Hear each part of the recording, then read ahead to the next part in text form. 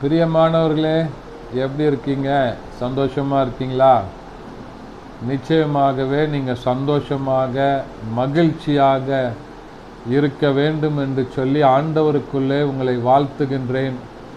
ஆண்டவர் உங்களை ஆசீர்வதித்து பெருக பண்ணுவாராக.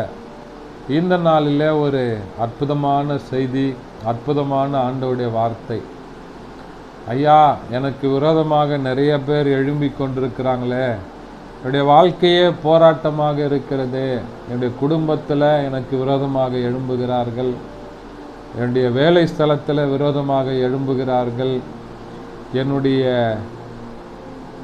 பொது வாழ்விலே எனக்கு விரோதமாக எழும்புகிறார்கள், விசுவாச வாழ்க்கையில் எனக்கு விரோதமாக எழும்புகிறார்கள் என்று சொல்லி யோசித்து கொண்டிருக்கீங்களா?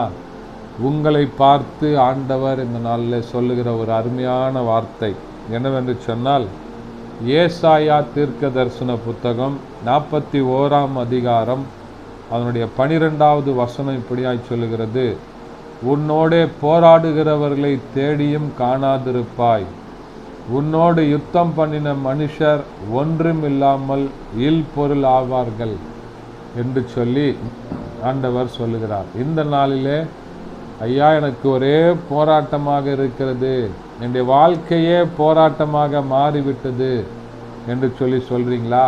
ஆண்டவர் உங்களுக்காக அவர் போராடுகிறவராக இருக்கிறார். உங்களுக்காக ஆண்டவர் யுத்தம் பண்ணுகிறவராக இருக்கிறார். அவர்களை இனி நீங்க தேடியும் காண மாட்டீர்கள். உங்களோடு கூட யுத்தம் பண்றாங்கல்ல, சண்டையிடுவதற்கு வருகிறார்கள் அல்லவா, உங்களை முன்னேறி செல்வதற்கு தடையாக இருக்கிறாங்கல்ல, அவங்கெல்லாம் ஒன்றுமில்லாமல் போவார்கள் என்று சொல்லி வசனம் சொல்லுகிறது. இந்த வசனத்தை விசுவாசிங்க, ஆண்டவரை நோக்கி பாருங்க.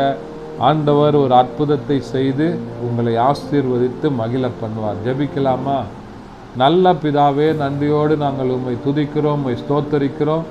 இந்த நாளில் கேட்ட வசனத்தின்படி ஆண்டவரே, இந்த நாளில் எங்களோடு யுத்தம் பண்ணுகிறவர்களை தேடியும் காணாதிருப்பாய் என்கிறதான வசனத்தின்படி ஆண்டவரே அப்பா, போராடுகிறவர்களை காணாமல் போக பண்ணுவீராக, யுத்தம் பண்ணுகிறவர்களை இல்பொருள் ஆக்குவீராக. இயேசுவின் நாமத்தில் பிதாவே, ஆமென். தேங்க்யூ. God bless you.